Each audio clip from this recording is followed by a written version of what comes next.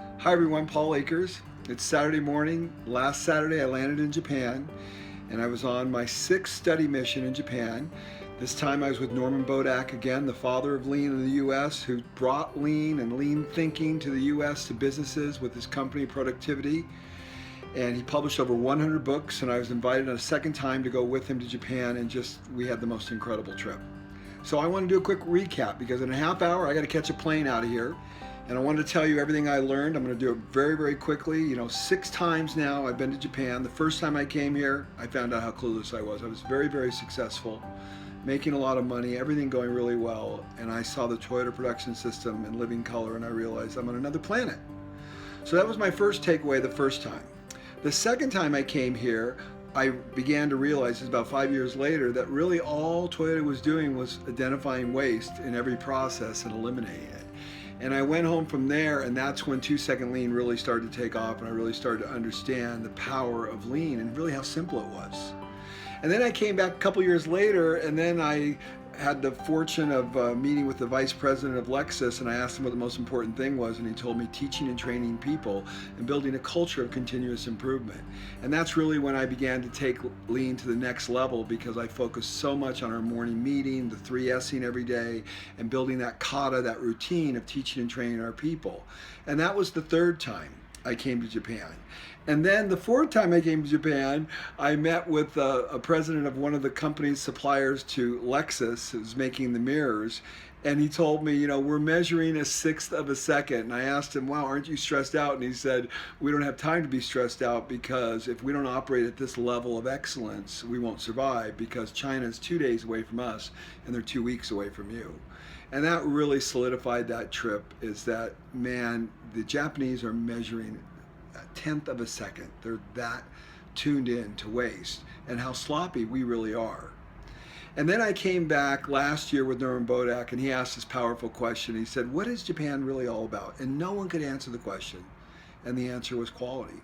Japan is all about quality. When you think about the best companies in the world, whether it be Toyota, Honda, Canon, Nikon, Kubota, Panasonic, Sony, it's just quality. Everything the Japanese do is at the highest level of quality. They're basically the best manufacturers in the world. It's undisputed. They operate with high tolerances, and they're continuously improving everything. And they learned a lot of this from Deming from the US, but the bottom line is they did it and we didn't do it. So that was the fifth time. Now, this time, I want to tell you what my one takeaway was, because it was so powerful. The Joy of Kaizen. We met with one man who was a young president of a company, a third generation, I believe, making insulators for the power company here in Japan. A great sense of humor.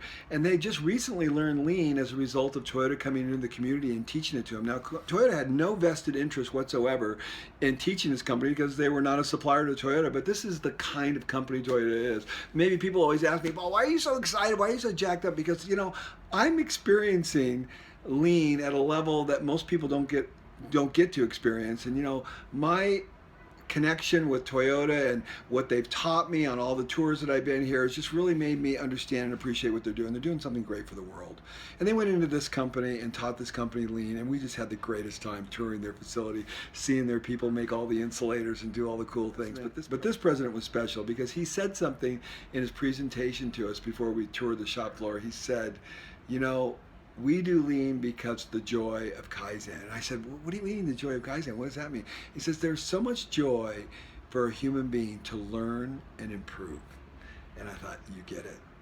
This is why I'm so jacked up about lean, because it gives me joy, and it gives all the people I know who are doing it correctly joy. They're not counting numbers. They're not doing spreadsheets and graphs. They have the joy of knowing what it feels like for a human being to improve and learn on a daily basis. That's really the essence of lean. So I entitled my sixth trip to Japan, The Joy of Kaizen, because it is such a powerful message from a young lean man who is learning lean for the first time from Toyota, and he's doing a fantastic job. So that's kind of my main takeaway. There's so many things I learned. When Noriko, Norman's wife, we asked him what was Taichi Ono like, he said he was very demanding, and he was, always wanting something to be better.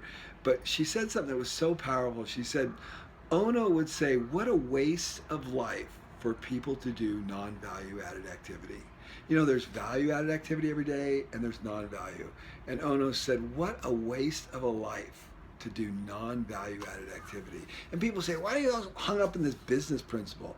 Because it's wasting a life. It's wasting a life if you don't understand how to see waste and the difference between value and non-value. And then another great story that was told from Richio Shingo about his father, that there were three kinds of engineers. There's the white glove engineer that basically sits in his office all the time. And then there's the catalog engineer that opens up the catalog to solve every problem. And then there's the no engineer, "Niet" is the Russian word for no, it can't be done engineer. And he said, you know, if an engineer is not washing his hands or her hands 5 times a day, they're worthless.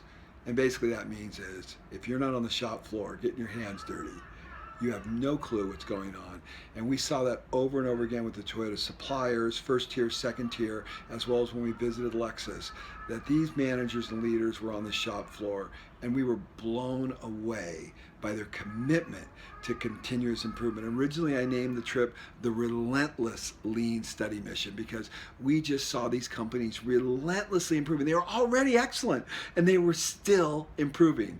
But I changed the name of the trip to the Joy of Kaizen because this man at the end was just so incredible, because you saw the spark in his life. One of the other things is, I asked Noriko, Norman's wife, what was Shingo like? I mean, Norman and Noriko worked with Shigeo Shingo and Taiichi Ono, and he said he was meticulous. He was extremely demanding, but he was always willing to help. And that is just powerful. And then Richio Shingo gave us a great talk about his father and just about his concept as a leader of Toyota China and 5 startups with Toyota, and knowing the president and reporting directly to the president of Toyota. He taught us so many great things. One is that the Toyota production system is about total participation. It is not a suggestion system, it's total participation. That means everyone in the company involved. And then the next thing he told us, that it's not enough to go and see, you have to go and watch. You have to sit down and watch and understand the problems, so that when you have deep and profound knowledge, then you can make the right assessment. And then also you must have great standards, so you have something to measure against. I mean, the wisdom that this trip was full of was just, it was so profound. My head is spinning. People say, why do you go to Japan so much? You know, haven't you figured this all out? Are you kidding? I am clueless. And the best thing is, I brought 3 of my people with me, and when people tour FastCap, I always tell them on a scale of 1 to 100 that FastCap is a 3 and Toyota's a 99. We're absolutely clueless. We have no idea what we're doing. We're wandering in the wilderness. And people would say, oh, this is the most incredible facility I've ever seen. Your people are incredible. They're so engaged and everything. And they would argue with me and say, you're really like a 60 or a 70. I go, no, I'm a 3. And my people came this time, and they saw Lexus and the suppliers of Lexus say, 3, I think you're being generous. We're maybe like a 1 or a negative 10. That's the level that we saw here. It was breathtaking. And I think the best thing about Japan is you get a recalibration and what the truth really is about how you're performing. And we are performing so low, and you'd think I'd be so discouraged by that, but I'm not. I'm encouraged because now I have the opportunity to improve. I have a much higher vision. Another great question when we went to the dojo, which is a place where we actually did simulations on putting together radiators, and we work with people from Lexus and Land Cruiser and from Toyota who'd worked for them for 40 years. These are top-level managers. And we asked him what Ono would do, and he said Ono always said that if you have 5 opportunities to improve, right? You have 5 Kaizens you can do. Always do the easiest one first, so you can do it right away and change your viewpoint. So you can climb the mountain and get a better view of where you need to be. Don't focus on the harder ones, focus on the easy one. And then they said, if you're gonna climb a mountain, climb a small mountain first. Don't climb Mount Everest first, climb Mount Fuji, and then try to climb Mount Everest. I mean, Ono was so smart. And here we have access to people that worked with Ono. Here we are with Richio Shingo, the son of Shigeo Shingo. I mean, it was incredible. We're with the president of Georgetown, Kentucky. We're with the president of Lexus, touring the Lexus plant on the floor. This was the craziest trip you could ever imagine. Norman, you did a phenomenal job. Mommy, who was also part of organizing the whole thing, you did a phenomenal job. Simultaneous translators. We had so many great things going on this trip. It was just crazy. It was from start to finish. But perhaps one of the best things we had going on this trip was Mr. Amazawa, who is the former president of Toyota Georgetown, who turned the Georgetown plant around, and former president of Lexus in Kyushu, Japan. We had him for 3 days with us on the bus.